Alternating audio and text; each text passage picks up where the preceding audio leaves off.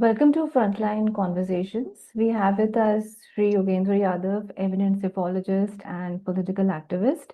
We'll be talking to Yogendraji about what is being described as a crisis of credibility for the Election Commission.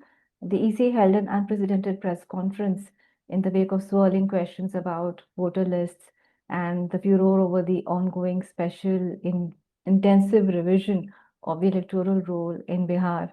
However, critics of the EC say many questions remain unanswered, and the press briefing did little in terms of redeeming the image of the Election Commission. Thank you so much, Yogendraji, for being with us. Thank you.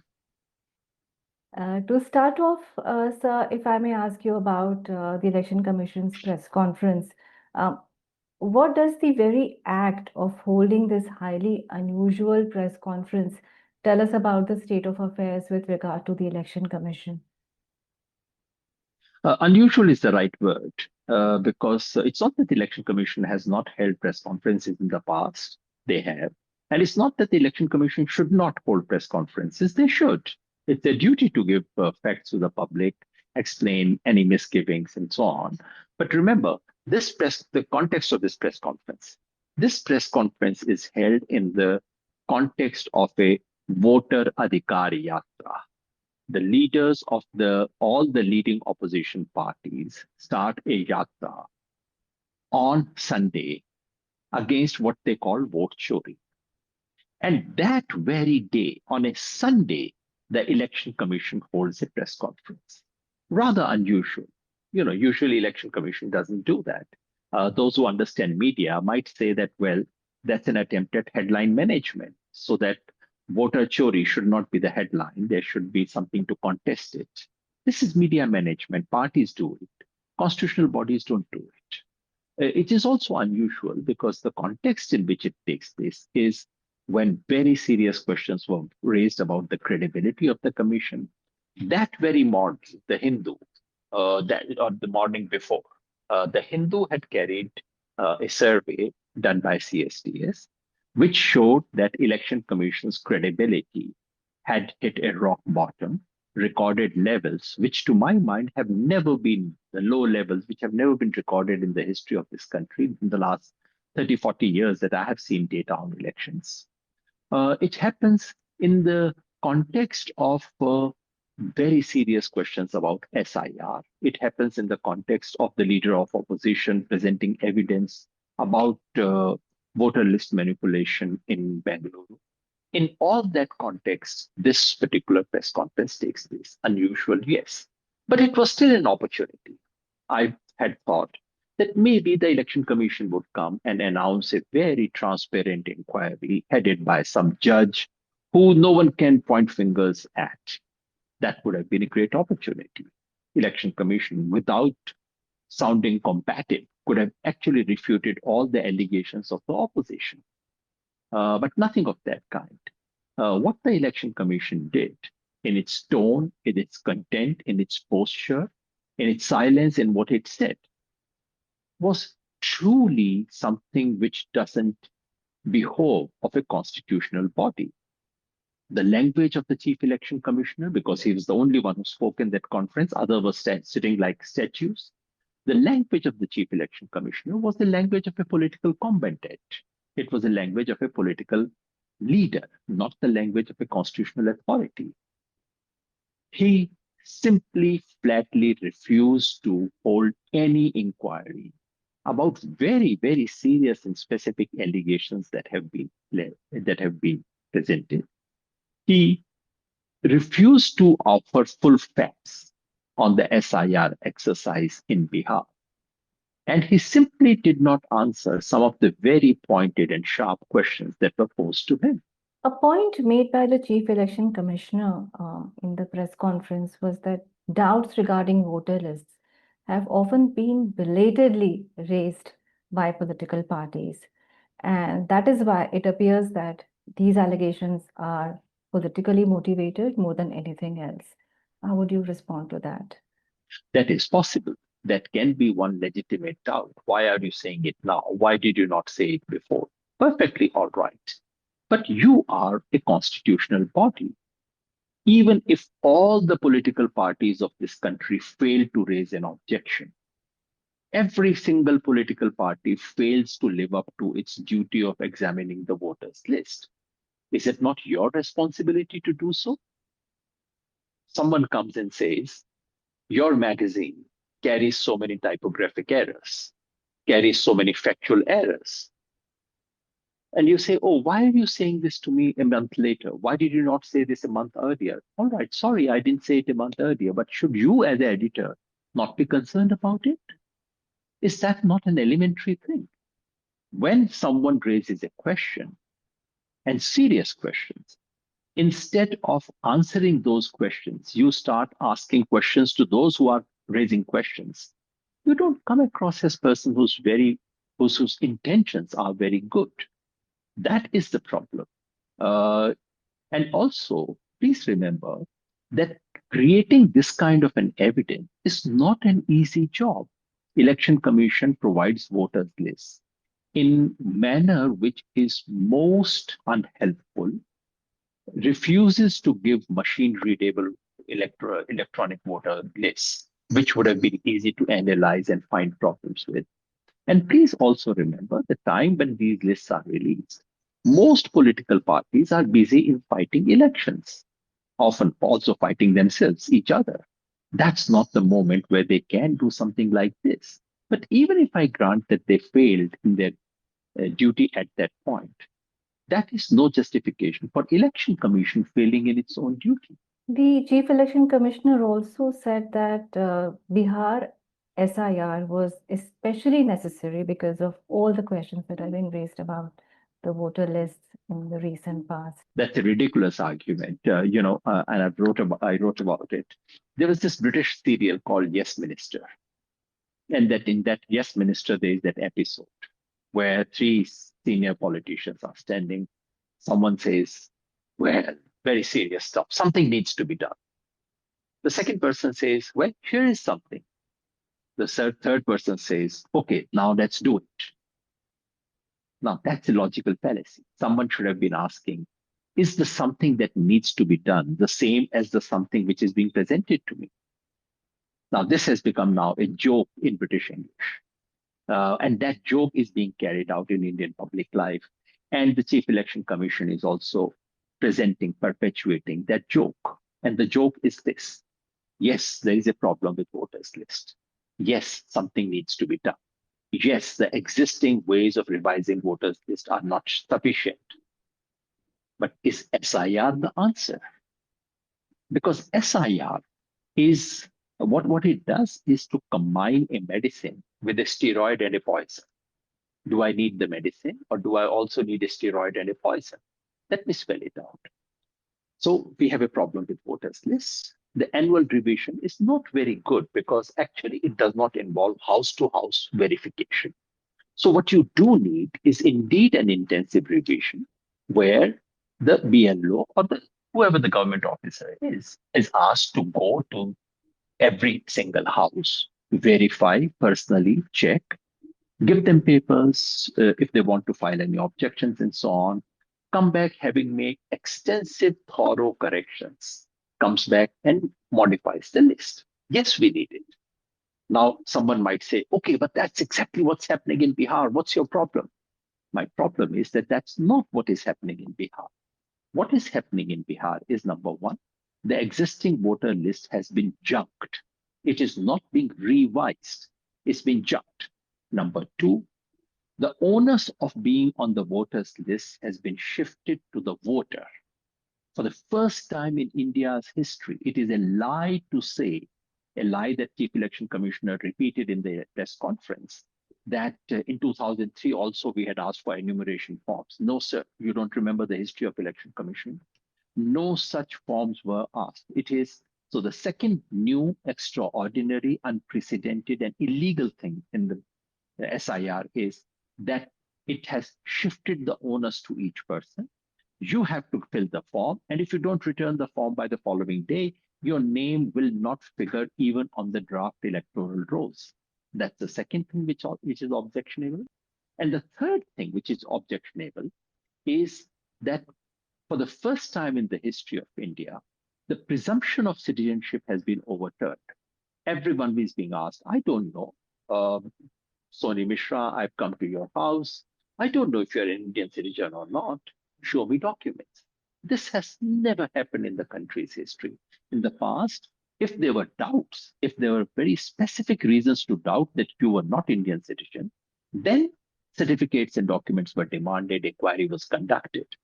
But by en masse asking everyone to produce documents, and by asking documents which the government knows people do not have, and by refusing to accept documents which the government knows everyone has, this has become an exercise in disenfranchisement. So the logic given by the Chief Election Commissioner is untenable, to put it politely, ridiculous, to put it plainly. So we'll come back to discussing Bihar SIR.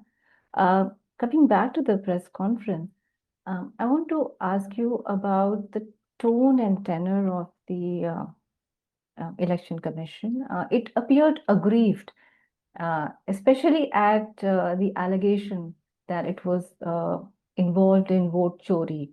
To say that there are irregularities in voter lists is one thing, but to say that the commission is willfully involved in vote chori, and that is an allegation that political parties are making, that is something which the commission was trying to counter in the press conference.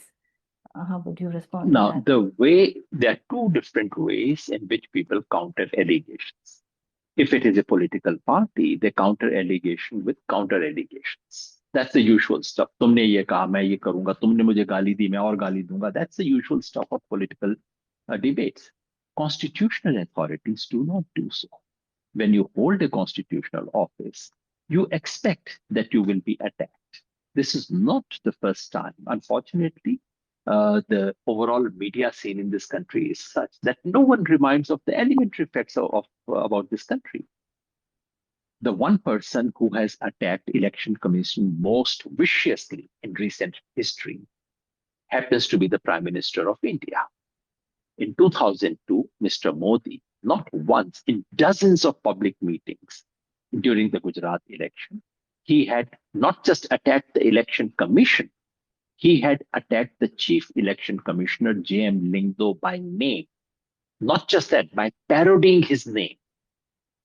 He would say, James Michael Lingdo, in a tone which was mocking at it and was intended to remind the listeners that he was a Christian. Allegations were made that he was taking his instructions from Rome. What did the election commission do then? Did Mr. Lingdo hold a press conference? Did he threaten Mr. Modi with consequences? Did he ask him to apologize to the nation? None. He went about his job. That's how constitutional authorities react. So yes, everyone has reasons to be aggrieved. Every human being feels bad when they are accused of something. But that is precisely why there are protocols of what you do and what you don't do. Street fight is not the job of a chief election commission.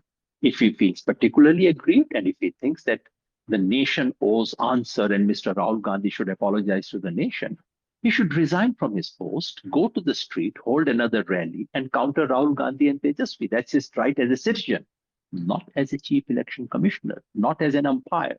If as an umpire, a player happens to think poorly of you, you do not start a brawl with him on the field. That's not what umpires do. What does this all mean with regard to the trust of the ordinary voter in the Election Commission's ability to hold free and fair elections? All these allegations that are being made, and according to you, an inadequate kind of an explanation that is being given by the Election Commission. What does this mean with regard to the trust of the voters in the electoral system? Inadequate is a very polite word for what the election commission is doing. In fact, it's not doing an inadequate explanation. It is refusing to give an explanation. It is threatening those who are demanding an explanation. And on the trust level, I can have my own anticipation of what may be happening. But as I said, there was a survey, and the survey which has been conducted over the years, the CSDS, of which I used to be a member 13 years ago, after that I resigned. They have tracked the trust level of election commission across something like 3 decades now. An identical question has been asked. Uh, it has shown that during the Sheshan era, during the Lingdo era, MS Gill era, when he was the chief election officer or commissioner, the trust level of India's election commission was only matched by the trust in the Indian army. It was even higher than India's judiciary at that point. Today, all the polls have recorded, and CSDS has indeed recorded, it has been declining very rapidly.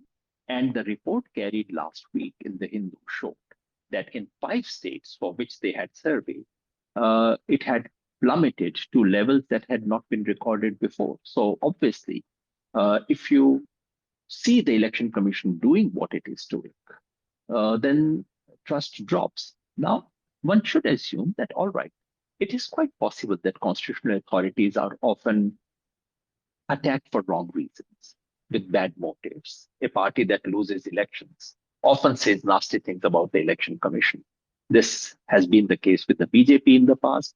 I remember Mamata Banerjee doing it at one point. Most political parties have done it. But it is the response of the election commission that affects the trust level.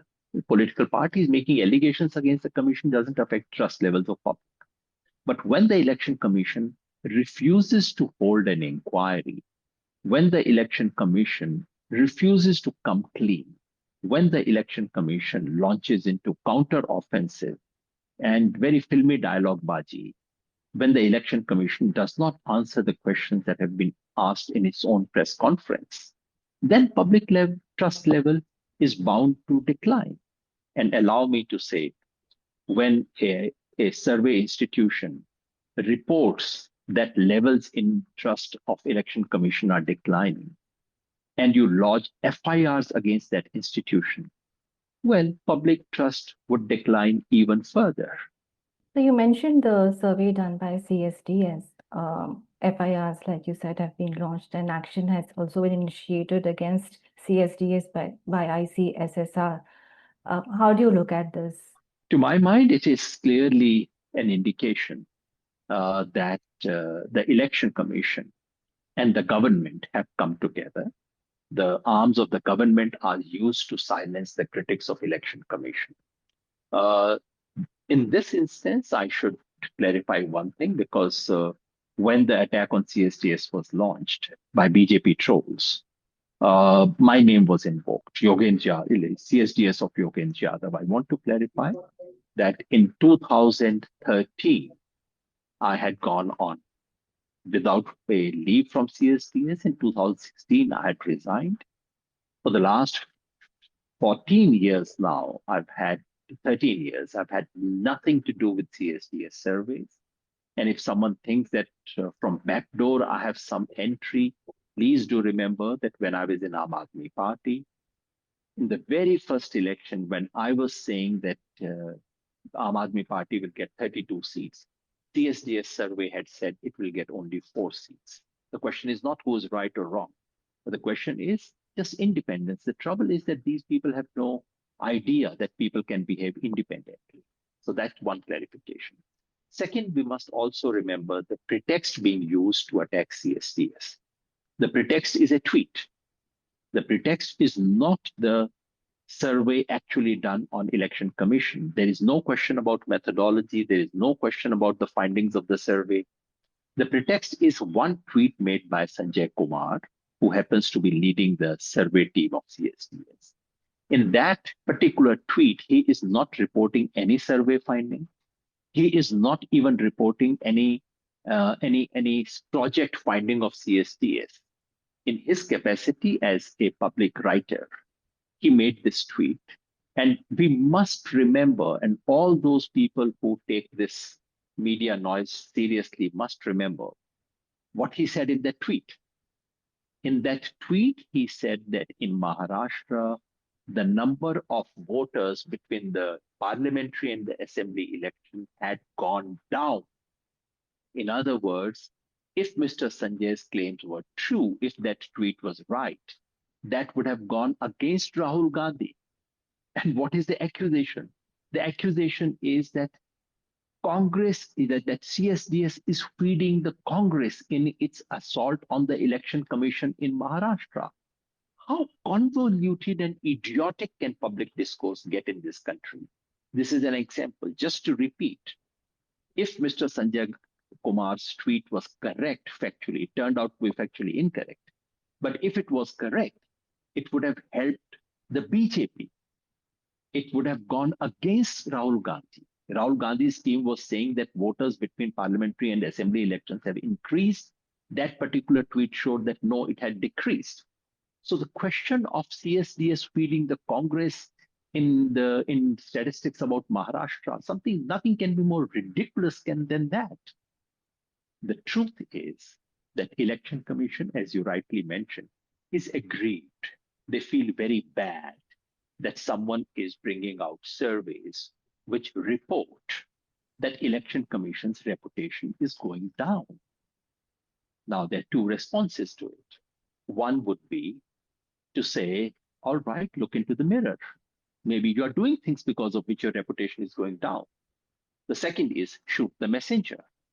Unfortunately, the Election Commission of India, which should not have a pistol with it, they are not a law and order authority. They can draw upon the police authority of this country to lodge such a ridiculous FIR against a research organization. And I hear now the Indian Council of Social Science Research, which makes grants to all independent institutions, including the CSDS, they have issued a show cause notice. And do remember what happened to Center for Policy Research a year ago. Basically, the center was told, unless you change the director, we'll close your center. They had no option, but the director had to go out. And basically, the center, for all practical purposes, has been closed down. So, not to put too fine a point on it, this is an assault on academic integrity, assault on academic autonomy, attempt to curb the voice of those who may bring the truth to the Election Commission. I would now like to ask you about the case against Bihar SIR, which is going on in the Supreme Court. You are a petitioner and you made an impassioned plea in the court against SIR. You said that this is the biggest disenfranchisement exercise in the history of the world. If you may please elaborate on this for our readers. Absolutely. To an ordinary viewer, reader, it looks as if, all right, there's some problem in Bihar's voter list, and Election Commission is making some effort, maybe going over the top to clean it up. That's the impression everyone has. That's erroneous. That is not what is happening in Bihar. This is not a revision of electoral list, number one. Number two, as I said, this is a de novo rewriting of election lists. Number two, it is not just rewriting of voters' list. It is rewriting of the rules by which voters' lists are made. For the first time in the history of this country, the onus of being on the voters' list has been shifted on the shoulders of a voter. And for the first time in the history of the country, the presumption of citizenship has been overturned. These two things put together can have only one consequence, because all over the world, wherever you have self-initiated registration rather than state-initiated registration, the proportion of people on the voters list goes down dramatically. Compare India with the US. In India, if there are 100 persons who are 18 plus, then the voters list is 99. It's 99%. In the US, the corresponding number is only 74. And this is bound to be the case wherever you shift the responsibility of being on the voters list onto the voters, the bottom 20% will be knocked out. And number two, the kind of documentary requirement in a country where there are so many people without document and for no fault of their own. People don't have document, not because they willfully decided not to have documents, but the kind of documents that are being demanded, they simply do not exist. Ordinary people have no way of having those documents. An election commission, in a very perverse manner, refuses to accept the documents that people do have. What are the documents ordinary people have? Aadhaar, ration card, Election Commission's own photo identity card. Election Commission says, sorry, we won't accept any of these, including our own identity card, and say, no, bring me birth certificates, bring me passport, bring me your degree. How many people have that? We have calculated that at least 50% of the relevant population between 18 to 40 in Bihar do not have even a single one of these documents. As a result of these two, we this system is designed to exclude. Already 65 lakhs names have been excluded. As a matter of fact, as I've shown through my research, that actually it should have gone up. Bihar's adult population at this moment is 8 crore 18 lakhs. When SIR exercise started, Bihar had 7 crore 90 lakh voters. So it should have added, SIR should have actually done net addition of 28, 29 lakh voters. Instead, it has already thrown out 64.5 lakh names. And second round is now going on because further people would be excluded because they cannot produce documents, because in the scrutiny, they cannot verify things. So 29 lakhs were already in deficit. 65 have been thrown out, and another 20, 30, 40, who God knows how many, will be thrown out further.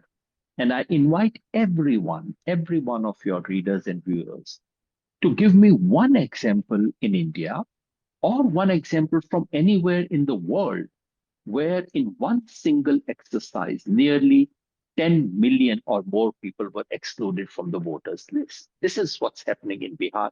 And mind you, this is just the beginning because Bihar is only the first state. The order applies to the entire India.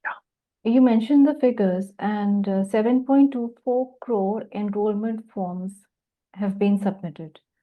Of this, according to you, in your estimate, what percentage would be accompanied by the necessary documents? And The Election Commission has refused to give these figures, but in the court, their advocate said that 1 crore people have submitted documents. He sort of kind of boasted. But just think about it. Out of 7.24 crore, only 1 crore have submitted documents.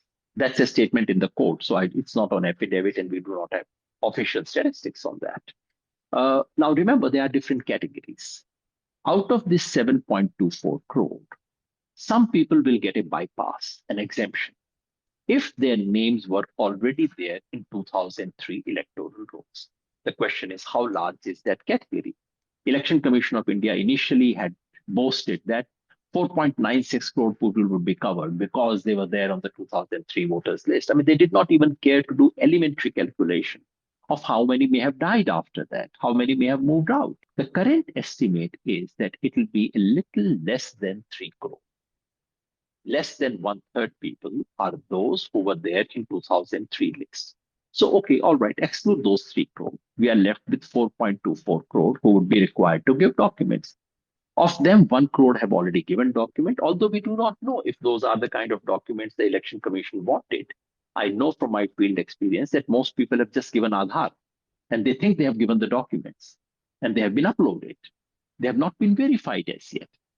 If the Election Commission of the remaining 4.24 crore people, if the Election Commission were to strictly go by its own order and say you have to produce one of these 11 documents, Aadhaar not acceptable, Epic card not acceptable, ration card not considered, in that case, at least 2 crore more people would be disenfranchised. Now, clearly, Election Commission and no one in this country has the courage to do that.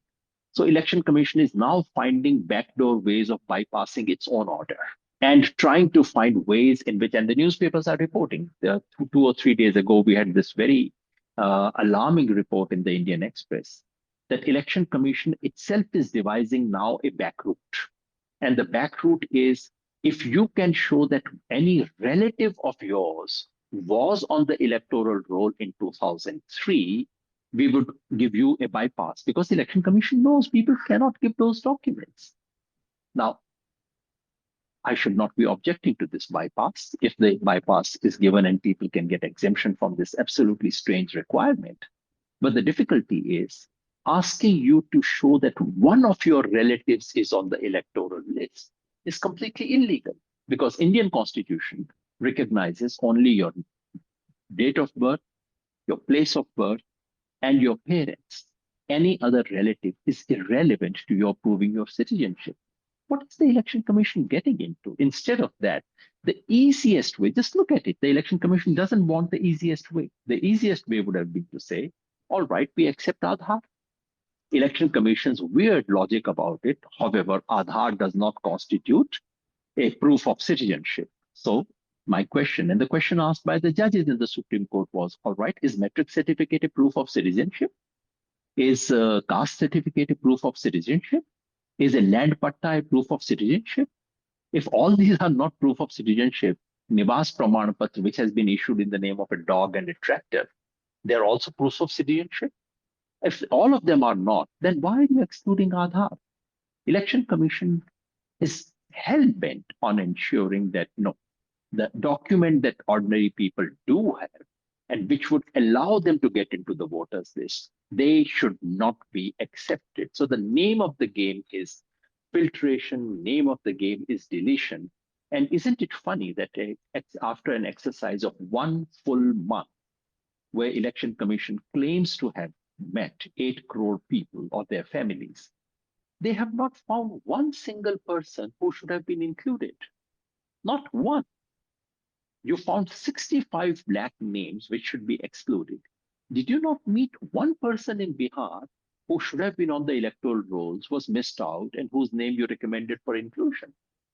Because this was an exercise in exclusion, an exercise in deletion, exercise in disenfranchisement. You were accompanied in court by voters who were declared dead and hence excluded from the voter list.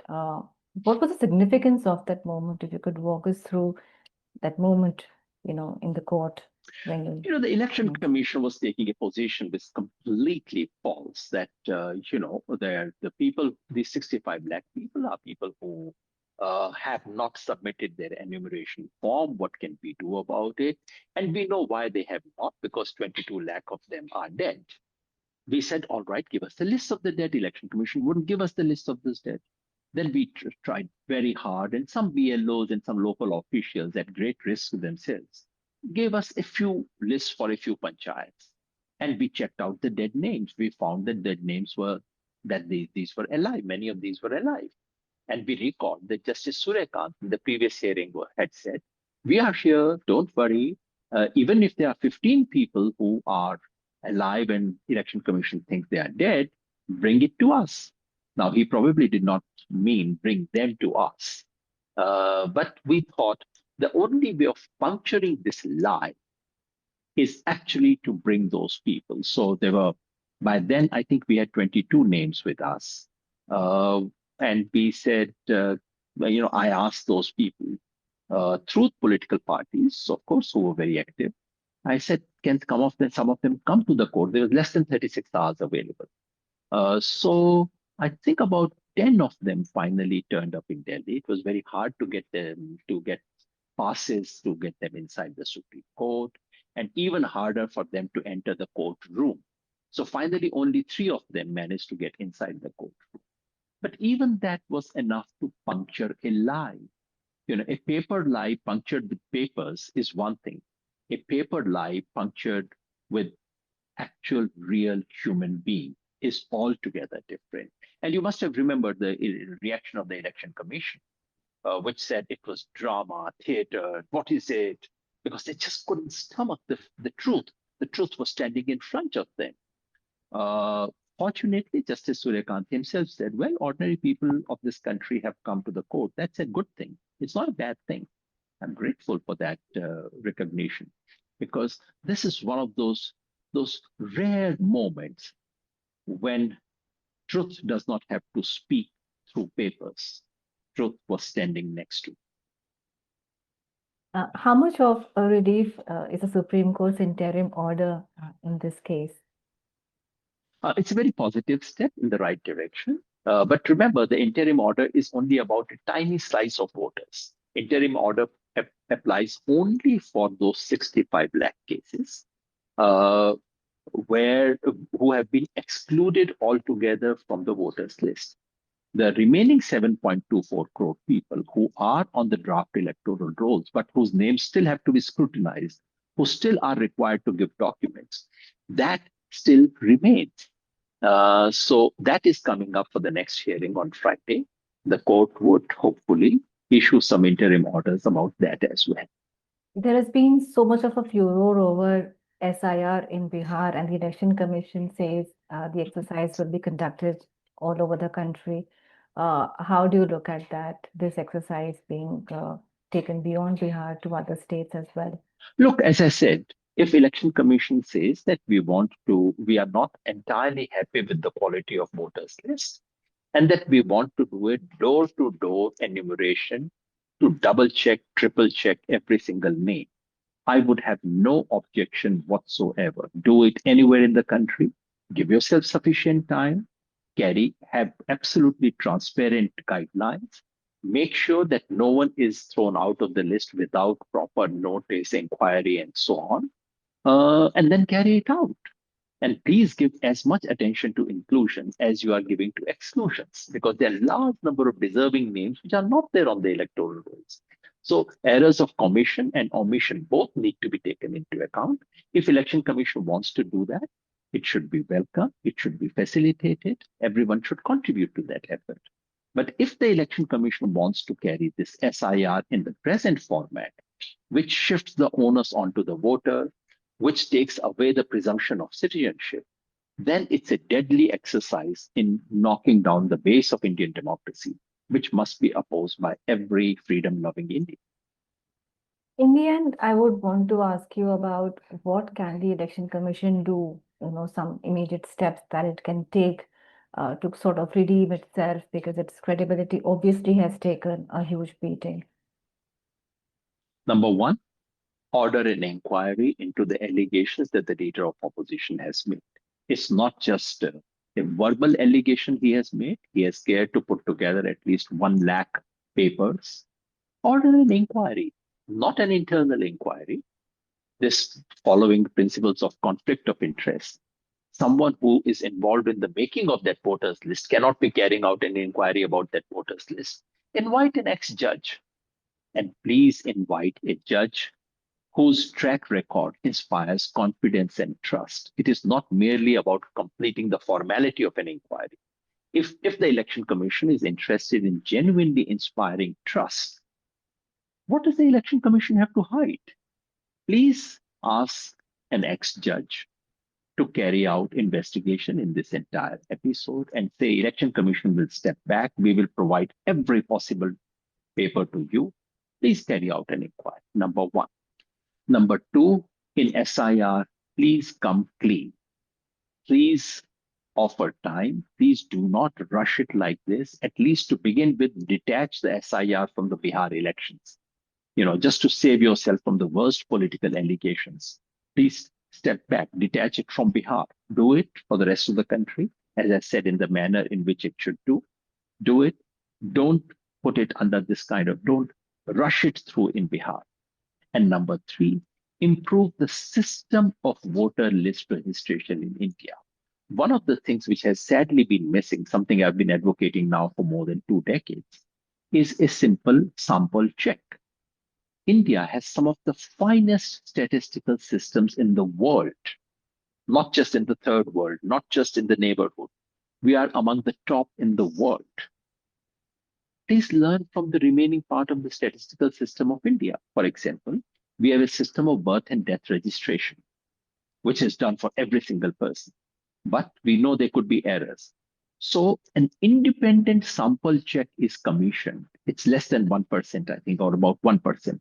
Independent sample check of the quality of birth and death registration is also carried out, and both the statistics are released publicly every year.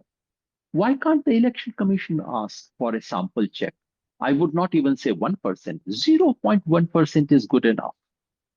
Use an SSO, use Government of India's own offices, use the Registrar General of India, and check the quality of electoral rolls. Why don't you do that? All these things would inspire confidence. Making shallow partisan political statements and giving filmy dialogues does not improve the quality of, does not inspire confidence in the neutrality and autonomy of the Election Commission. Thank you so much, Yogendra ji, for your time, for being with us.